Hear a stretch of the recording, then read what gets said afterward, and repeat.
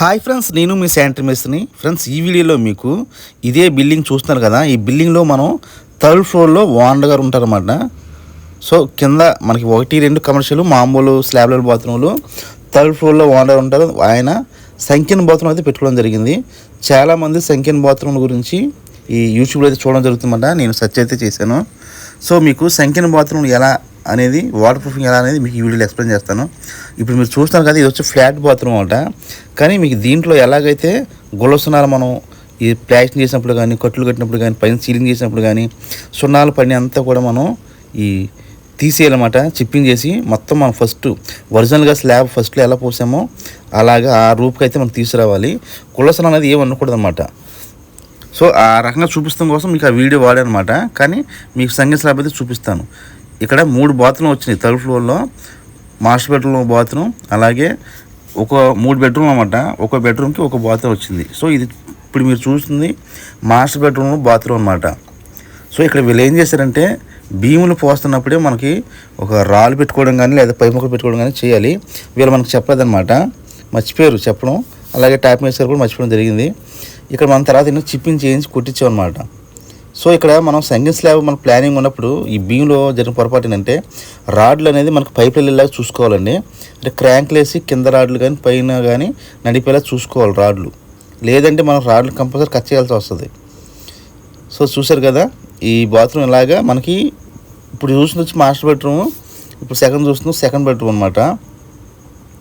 అలాగే దానికి అటాచ్డ్ ఇంకో బాత్రూమ్ ఉంది. అంటే 2 బాత్రూమ్ ఒకే లైన్లో వచ్చారనమాట. సో చాలామంది అయినా సంఖ్యన బాత్రూమ్ గురించి ఎలా చేసుకోవాలి వాటర్ ప్రూఫింగ్ అనేది కొన్ని చోట్ల చేసినా కానీ ఫెయిల్ అయిపోతున్నాయి. ఎందుకు ఫెయిల్ అయిపోతున్నా కూడా మీకు ఈ వీడియో చెప్తానండి వివరంగా. అలాగే అసలు ఎలా పర్ఫెక్ట్గా చేసుకుని కూడా మీకు ఈ వీడియో చెప్తాను. ఈ రకంగా చేసుకుంటే మీకు చిన్న లీక్ కూడా జరగదండి, నేను గ్యారంటీ. సో కొన్ని చోట్ల ఎలా చేస్తారంటే వాటర్ ప్రూఫింగ్ అనేది ఈ కోటింగ్ వేసేసి 24 గంటలు అవ్వాలి అని చెప్తారు. కానీ అది తప్పండి. అది అలా చేయడం వల్ల ఏమిటంటే టచింగ్ ఉండదు అనమాట. మనం చేసే స్కీడ్కి ఆ వాటర్ ప్రూఫింగ్కి బాండింగ్ అనేది అస్సలు ఉండదు. ఒక చెక్క మీద సున్నం వేస్తే ఎలా ఉంటుందో, లేదా మనం ఒక రేక్ మీద సున్నం వేస్తే ఎలా ఉంటుందో, ఈ స్కీడ్ అనేది అలా మారిపోద్ది అనమాట. దానివల్ల మనం ఈ వాటర్ ప్రూఫింగ్ అనేది ఒక కవర్లా తయారైపోతుంది, మైకా కవర్ లాగా. సో అది పచ్చి మీద ఉండంగానే అప్పుడు మనం ఈ స్కీడింగ్లో అయితే వాటర్ ప్రూఫింగ్ కెమికల్కి అంటే పాలిమర్ కోటింగ్ అంటాం, దానికి దీనికి బాండింగ్ అలా లేకపోవడం వల్ల చూడండి, ఇది వాటర్ ప్రూఫింగ్ చేశారు, అన్నీ చేయించారు, అయినా చూడండి ఎలా లీక్ అవుతుందో. సో ఇదేనమాట, ఈ ప్రాపర్గా తెలుసుకోకపోతే చాలా ఇబ్బంది అయితే పడతారు.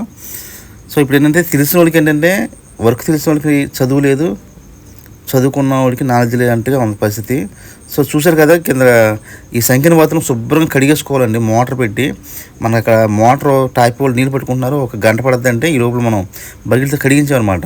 ఇక్కడ మీకు చూడండి SPR అంటే ఈ డాక్టర్ ఫిక్స్డ్ 301 తీసుకున్నాం, 1 లీటరు లిక్విడ్ తీసుకున్నాం, అలాగే 1 లీటరు వాటర్ తీసుకున్నాం. వాటర్ ముందే వేసాం. దానికి సంబంధించిన ఇంచుమించు 4-5 కేజీల దాకా సిమెంట్ అయితే పడుతుందండి. మనం చూసుకోవాలి. సో ఫస్ట్ కొంచెం పలసగా వేసుకోండి, వాతావరణాన్ని బట్టి.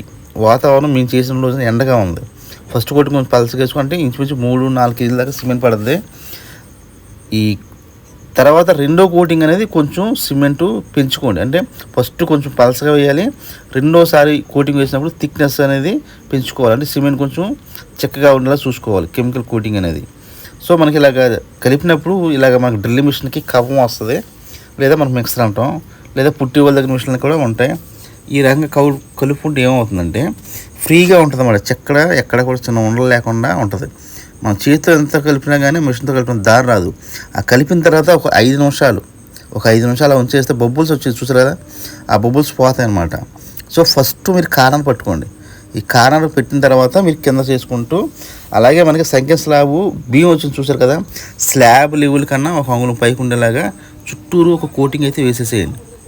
ఒక కోటింగ్ వేసేసిన తర్వాత కనీసం మీరు వాతావరణం బట్టి ఉంటుంది. ఇక్కడ వాతావరణం చల్లగా ఉంటే కనీసం 2 అవర్స్ ఆగాల్సి ఉంటుందండి.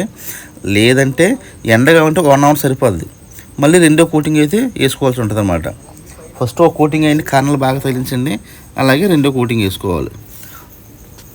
ఈ రెండో కోటింగ్ వేసిన తర్వాత మనం స్కీడ్ అయితే చేయాల్సి ఉంటుంది. ఆ స్కీడ్ ఎలా చేయాలో కూడా మీకు వివరంగా చెప్తాను. ఆ స్కీడ్ కూడా మనకి ఏంటంటే మామూలుగా యథావిధిగా చేసేస్తున్నారు, మామూలు ఫ్లోరింగ్ ఎలా చేస్తారు అలాగా. సో దానికి కూడా ఒక పర్టికులర్ పద్ధతి అయితే ఉంటుందండి. మీకు వివరంగా ఎక్స్ప్లెయిన్ చేస్తాను. సో ఎవరైనా కొత్త వాళ్ళు చూస్తుంటే కనుక సబ్స్క్రైబ్ చేసుకోండి. శానిటేషన్కి సంబంధించిన వీడియోలు మాత్రం మన ఛానల్లో ఉంటాయి. సో చూశారు కదా, రెండో కోటింగ్ కూడా మనకు అయిపోయిందండి. ఇది చూపిస్తాను. ఇలా చేసిన తర్వాత వెంటనే మనం 1 పాలు సున్నం అయితే కలుపుకోవాలండి. దాంట్లో కూడా లైట్గా మనం ఈ కెమికల్ సిమెంట్ బ్యాగ్కి 200 ml చొప్పున కెమికల్ కలుపుకొని దాన్ని 1 ఒక బాల్చా ఇసుక, ఒక బాల్చా సిమెంట్ కలిపి సున్నంతో అలాగే రఫ్ ఆడించాలి. అంటే మనం రెండో కోటింగ్ వేసిన వెంటనే ఒక్క 5 నిమిషాలు గ్యాప్ ఇచ్చేస్తే అదేమవుతుంది, టచ్చింగ్ అనేది బాగుంటుంది అన్నమాట. మనం వేసిన కోటింగ్కి ఇప్పుడు మనం చేసే స్కీడింగ్కి టచ్చింగ్ చాలా బాగుండడం వల్ల చిన్న లీకేజ్ కూడా మీకు రాదు. కావాలంటే మీకు ప్రూఫ్ కూడా చూపిస్తాను నీళ్ళు పట్టి. తర్వాత వచ్చే వీడియోలో వస్తుంది అది. ఈ వీడియోలో అయితే మీకు వాటర్ ప్రూఫ్ గురించి మాత్రమే ఎక్స్ప్లెయిన్ చేస్తాను, చూపిస్తాను కూడా. చూసారు కదా, అలాగ రఫ్ చేస్తే ఏమవుతుందంటే ఆ కెమికల్కిను మనం వేసే స్కీడ్కి టచ్చింగ్ అనేది చాలా స్టాండర్డ్గా ఉంటుంది. ఇది చేయకపోవడం వల్లనే చాలామంది ఏం చేస్తారంటే ఇన్నిళ్ళు చెప్పడం మరి తిరిగి చెప్తున్నారు అర్థం కావట్లేదండి. 24 hours వరకు వదిలేమని అంటున్నారు కెమికల్ వేసి. సో అలా చేయకూడదండి. 24 hours వదిలేది రూఫ్ అంటే మనకి స్లాబ్ పైన, ఓన్లీ ఓపెన్ స్లాబ్ పైన చేసే థియరీ అండి అది. సో బాత్రూంలో ఆ థియరీ అయితే వర్కౌట్ అవ్వదు. మరి ఇన్ని మరి తిరిగి చెప్తున్నారు అర్థం కావట్లేదు, కానీ అది కరెక్ట్ అయితే కాదు. నేనైతే అలా చెప్పేటప్పుడు నేను చేసినప్పుడు నాకు కూడా లీకేజ్ అయినాయి. అందువల్ల నేను కొంచెం థియరీ అని మార్చాను. నా సొంతంగా నా అనుభవంతో అయితే ఈ రకంగా చేస్తానండి. ఇలా చేసిన ఏది కూడా మనకి ఎక్కడ కూడా చిన్న లీక్ కానీ ఫెయిల్ అవ్వడం కానీ జరగల. అందుకనే నేను నా సొంతంగా ఆలోచించి అయితే చేస్తాను. అందుకే మీకు చూపిస్తున్నాను, చెప్తున్నాను కూడా. మీకు ఈ రకంగా చేసుకుంటే మీకు స్టాండర్డ్గా ఉంటుంది.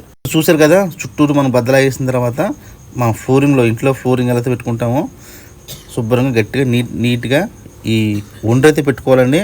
సో మా ఏరియాలో అంటారు, కొన్ని ఏరియాలో కళాయి అని కూడా అంటారు.